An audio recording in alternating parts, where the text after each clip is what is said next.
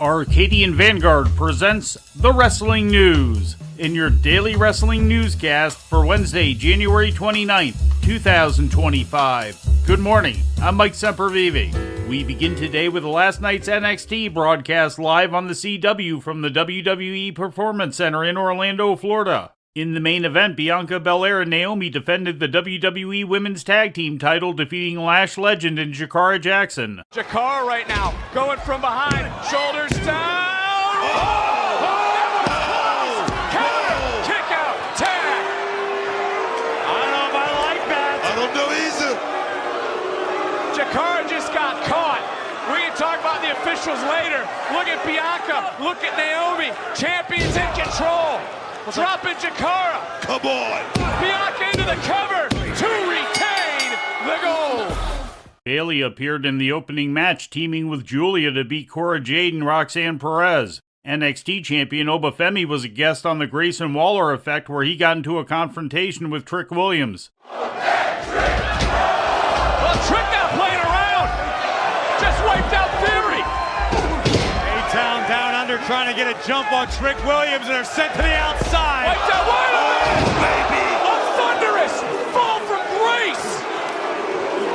Oh, man, dog. And Trick Williams is supposed to compete against Wes Lee, not later tonight. Guys, he's supposed to compete against Wes Lee next. In other results, Wes Lee defeated Trick Williams by disqualification when Williams shoved the referee. Fallon Henley retained the Women's North American title over Shotzi, and Ethan Page beat Cedric Alexander. Page tried to continue the assault after the match, but Javon Evans made the save.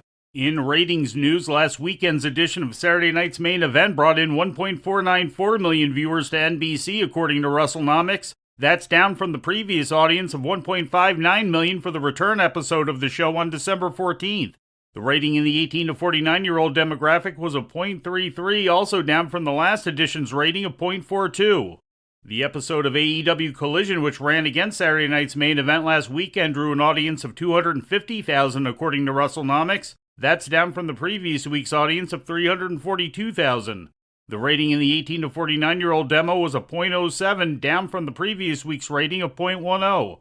In legal news, Buff Bagwell will be serving more jail time, according to an announcement Bagwell himself made on social media yesterday. The jail time consists of a 72-hour sentence which Bagwell must serve in connection with his 2020 arrest on charges of speeding and driving under the influence. In his statement, Bagwell claimed that he is still in a sobriety program and is doing well. And before we leave you today, we'd like to remind you that however you consume your content, you can find the wrestling news 24 hours a day and 7 days a week across social media. On Twitter, follow us at Wrestling News AV. Our Facebook page is also Wrestling News AV. The Wrestling News can also be found on the Arcadian Vanguard YouTube page.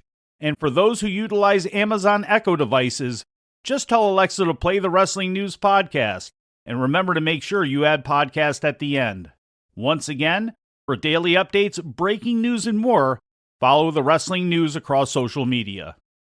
And that's the news for today. If anything happens, we will be here to tell you about it.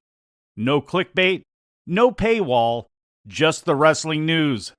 The Wrestling News is a division of Arcadian Vanguard, and the Wrestling Newscast is a production of the Arcadian Vanguard Podcast Network.